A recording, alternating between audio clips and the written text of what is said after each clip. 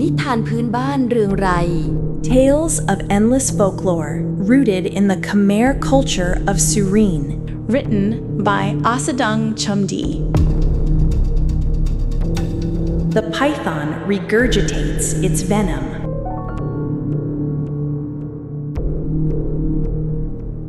Venom from scorpions, centipedes, bees, hornets, and wasps cause lots of people pain. The Surin Khmer people have a method to remove venom from the body by using a magic formula to blow it away. This magic formula is called centipede bite, scorpion sting. The teacher is the person who drives the venom by chewing betel nut while reciting the magic formula. Teacher, recite the magical formula 3 times to finish, then blow onto the area that was poisoned to remove it from the body. For example, if the arm is poisoned, then blow it away through the forearm. The old people speak, all of the venomous animals got their venom from the python. But how is this possible, given the python is not a venomous animal?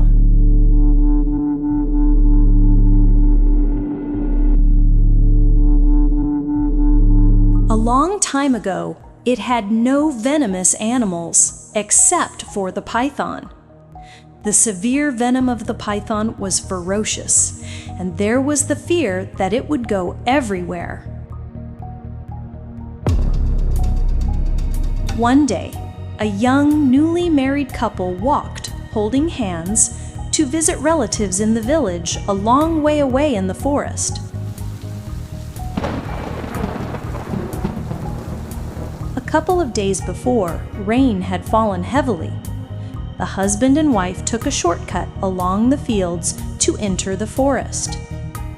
Their footsteps appeared as a row of imprints along the path. Half a day later, the husband and wife walked out of the forest. The python, master of the venom, slithered quickly out. Flashing its eyes around, it saw the footsteps of people and smiled delightedly to itself. With mocking eyes, it thought to show off the mighty power of its vicious venom and quickly slithered to the footprints. In high spirits, the python stuck its tongue out of its mouth and bit their feet. The venom of the python was extremely harsh. When the husband and wife reached the village of their relatives, they had not yet climbed up the stairs to the house when they fell down dead from the venom of the python. The group of relatives saw this unexpected event and panicked. They were unable to help in time. The funeral ceremony was held in the midst of sadness and the sound of incessant wailing.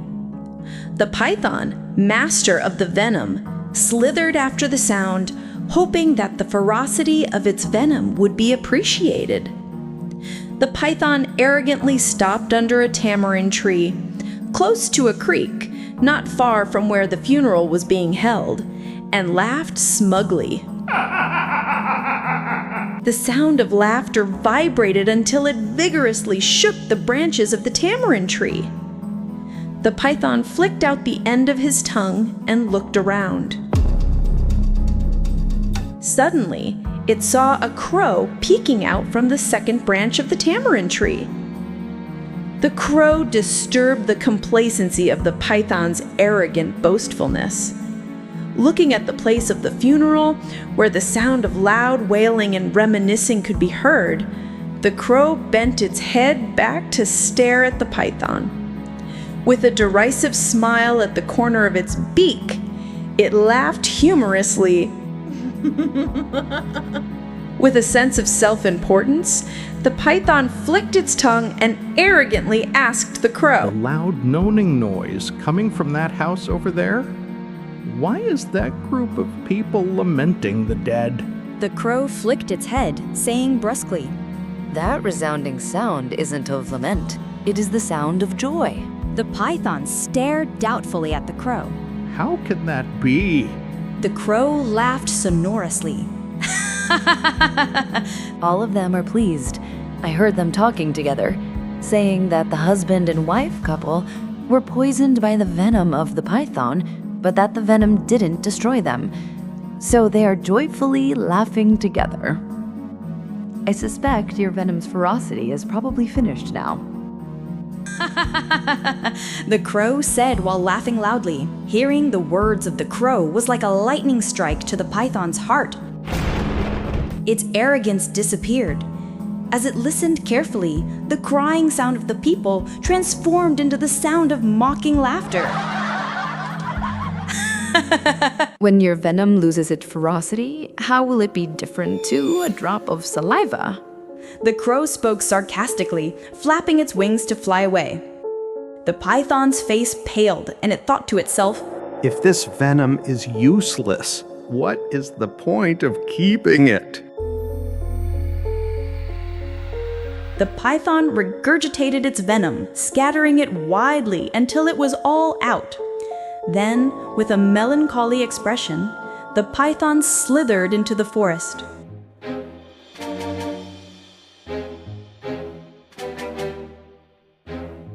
The news that the python had regurgitated all of its venom spread widely throughout the forest.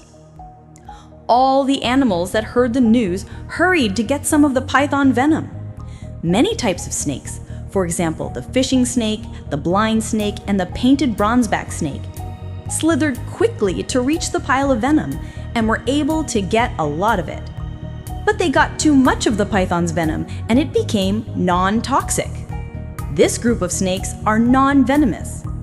Some snakes who came took just the right amount of the python's venom. For example, the king cobra snake, the monocled cobra, the Indo-Chinese cobra, and Indo-Chinese cobra. Taking just the right amount of venom transformed them into highly venomous animals. If someone was bitten by them, they would be unable to survive. After the snakes came other groups of animals. For example, catfish, freshwater fish, bagrid catfish, scorpions, centipedes, elephant scorpions, ants, hornets, wasps, bees, and Asian honeybees. This group of animals got little bits of the leftover venom. Some of them kept it in their sting. This group of animals have some venom. When they sting, people feel pain but will not die. Some groups of animals know that alone, they probably cannot seriously hurt anyone, so they get their friends to come en masse, for example, bees, hornets, and wasps, to help. The climbing perch fish broke into a hurried swim towards the venom. Leaping to the water surface, they saw several other types of animals coming and going. So they hurried onto the bank using their dorsal fins to search out the venom of the python. But there was nothing left of the python venom.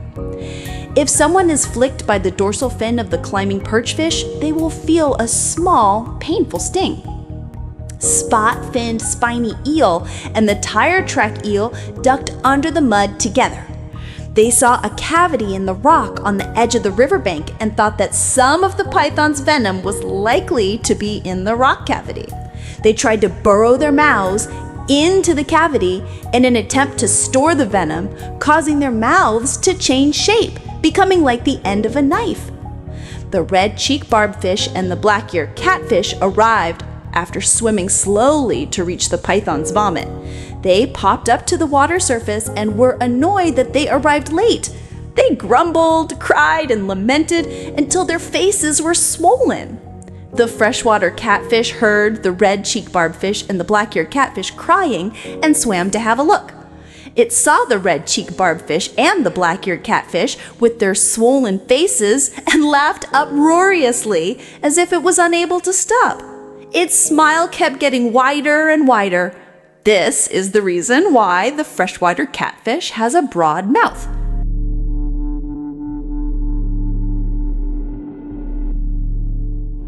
As for the python, since falling for the crow's trick and regurgitating all of its venom, it has remained a non-venomous snake.